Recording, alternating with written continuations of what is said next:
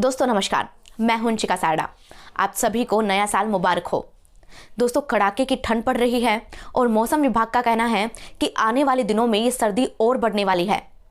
लेकिन इसी सर्दी में अगर मैं आपको सिर्फ एक रात के लिए बाहर बैठने को कह दूं तो जाहिर सी बात है कि लाखों रुपए में भी आप ऐसा रिस्क मोल नहीं लेंगे।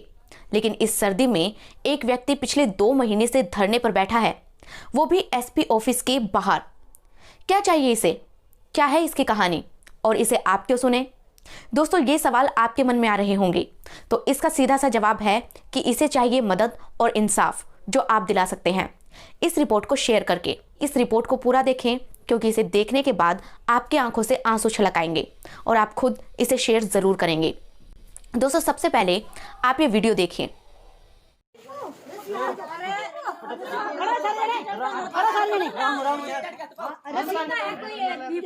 धीरे धीरे आंटे धीरे धीरे आपने है तो बंद क्या को नहीं गयो। ठीक है तो धीरे धीरे नहीं ठीक है फिर वो क्या कर सको जगह जाना लेना प्लाट सको जगह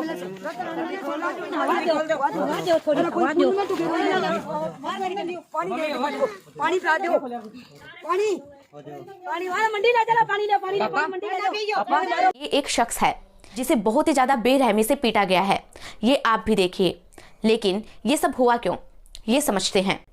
दरअसल इस शख्स का नाम है राजेंद्र नाइक।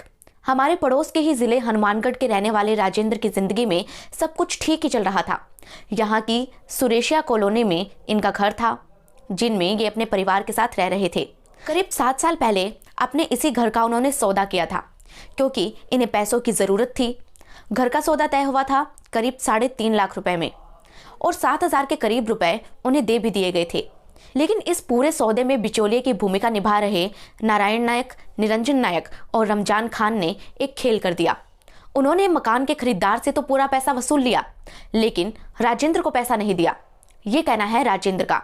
राजेंद्र ने बताया कि जब उसे पैसे नहीं मिले तो अपना घर कैसे दे देता। उसने पैसा मिलने का इंतजार किया, लेकिन सालों बीत जाने के बावजूद भी उसे पैसा नहीं मिला। जब पैसा नहीं मिला तो उसने घर के कागज देने से मना कर दिया। आज 8 साल पहला कोई मेरो प्लाट बिकाऊ नाम करेडो जी, झूठ कौन बोले जी तो बैंक में मैंने 7,000 रुपये दिया जी।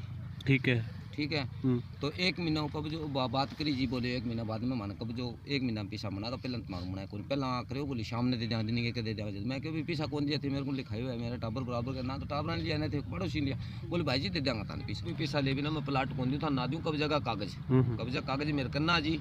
20 मीटर मेरा नाम चला था ना, कागज दिखाशूँ सारो दिखाशूँ ठीक चक गए। अरे 23-41 को केस बना कर पेश कर दियो जी कि मेरे चोटा लगड़ी और चीज़ा लगड़ी बन चकन मेरा मारी नहीं मैंने गिरफ्तार कौन करो जी। मुझे आईडी मेरे का दिखाऊंगा नहीं तो जगह देखा नहीं आप ये सोचे भी बच्चों की। जिसके बाद नारायण नायक, निरंजन नायक और रमजान खान ने घर को हड़पने की योजना बनाई। उन्होंने जुलाई 2020 की आधी रात को राजेंद्र के परिवार पर हमला कर दिया। उसे और उसके परिवार के दूसरे लोगों को बुरी तरह से पीटा गया और उसके घर पर भी कब्जा कर लिया।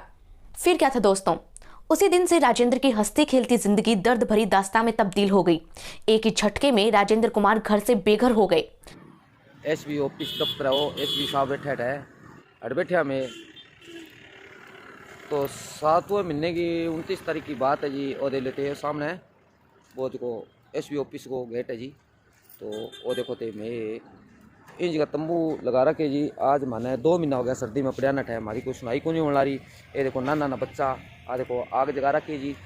आ रही लेते नाना बच्चा फिर जी उठे तपलो सर्दी के अंदर मौसम में 12 पड़िया जी। 7वें महीने की 29 तारीख की हमारा चोट मारी गई, घर भी छीन लियो और मारो सामान भी चक्के ले गया, कागजात भी चक्के ले गया। तो आज तक हमारी जी कोई सुनाई को नहीं।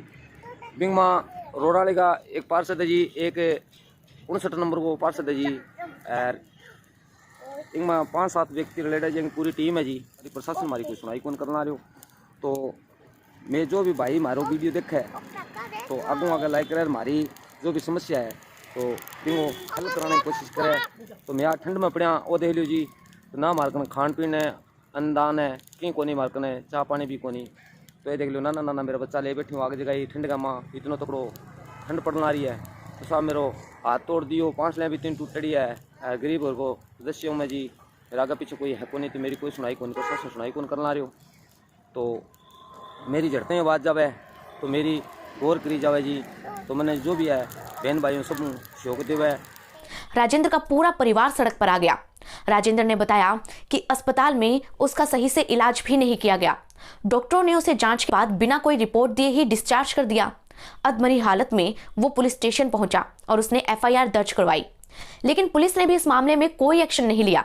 इस वजह से वो एसपी से मिले, लेकिन वहां भी सिर्फ उन्हें आश्वासन ही मिला। उन्हें लगा था कि शायद कहीं तो उनकी बात की सुनवाई होगी, लेकिन वो गलत थे। मैं जी एक रात नीचे सो के टाइम पास कर दिया जी बेटा। मेरे बेटी और ने दे दियो जी। मैं मन्नत कह के तू सिटी स्कैन करा लिया। इन कहता ना सही हम वीडियो देखोगे ना अब गंठड़ी को उतारेंगे।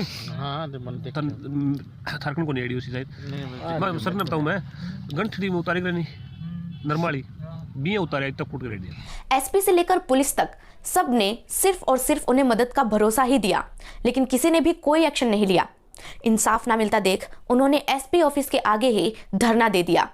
अब भी बाद में धरनो लगे बाद में प्रशासन को आयो। प्रशासन मेरे को कोई धरनो चकान खातर गणे है। मैं तो धरनो कौन चुकू कौन आया कौन है? एक तो सीआई आयो जी। अच्छा के क्यों? एक दो पुलिस वाला और आया जी। मेरे का धरनो चक ले तेरी एप्लीकेशन लगवा दिया। मैं के एप्लीकेशन मेरे को तो झोला भर रखे एप्लीकेशन लगा लगा के थे। मैंने बात दौड़ करे कदी थे क्यों थाना में जा मोटड़ा में कदी क्या तू 20 गंजा बन इंदिरा पैसा पासा लेके बन रोड की दौड़ कर दी जी।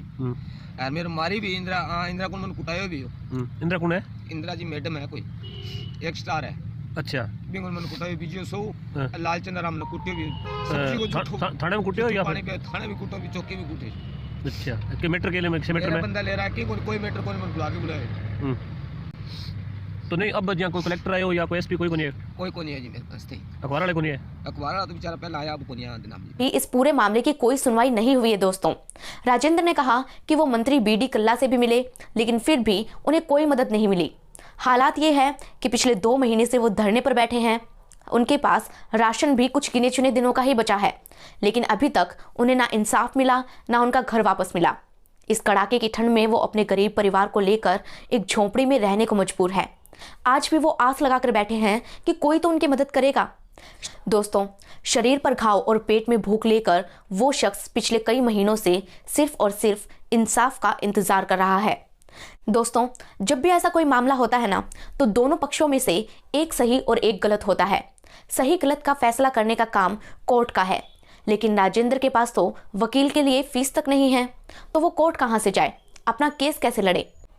इसीलिए वो पुलिस और सिस्टम के पास इंसाफ की उम्मीद लेकर आए थे, लेकिन उन्होंने बताया कि उनके साथ तो उल्टा पुलिस ने ही बदसलूकी की। दोस्तों, इस पूरे मामले में कोई सच्चा है तो कोई झूठा, लेकिन यहाँ पर सवाल पुलिस और सिस्टम पर उठता है कि एक शख्स पिछले 2 महीने से धरने पर बैठा है, लेकिन पुलिस उसे अनदेखा कर रही है। ऐसा क्यों? राजेंद्र का कहना है कि पुलिस ने उसे थाने में बुलाकर पीटा। तो ये क्यों किया गया? क्या गरीब को इंसाफ मांगने पर पिटाई मिले, इसीलिए पुलिस सिस्टम को बनाया गया है? दोस्तों, इस मामले को देखकर लगता है कि राजस्थान में गरीब होना ही एक गुनाह हो गया है। राजेंद्र का परिवार बहुत गरीब है दोस्तों। अब न्याय की आस उन्हें न सिस्टम से है न सरकार से है। उन्हें न्याय का भरोसा सिर्फ और सिर्फ जनता से है। हनुमानगढ़ के पत्रकारों से भी मेरी गुजारिश है कि वो इस मामले को जोर शोर से उठाएं। दोस्तों, आपका एक एक शेयर इस रिपोर्ट पर काफी मायने रखता है। राजेंद्र को इंसाफ दिलाने के लिए आप मदद करें और इस रिपोर्ट को जरूर शेयर करें, ताकि सिस्टम तक ये बात पहुंचे और उनके कानों पर जू रेंगे। ऐसी ही पब्लिक रिपोर्ट देखने के लिए आप मेरे YouTube चैनल को जरूर से सब्सक्राइब कर लें। आप अपने मुद्दे मुझे कमेंट सेक्शन या फिर इनबॉक्स में जरूर बता सकते हैं। आखिर में मैं बस इतना ही कहूंगी कि अपना ख्याल रखें, सतर्क रहें और अन्याय के विरुद्ध अपनी आवाज को बुलंद जरूर करें। धन्यवाद।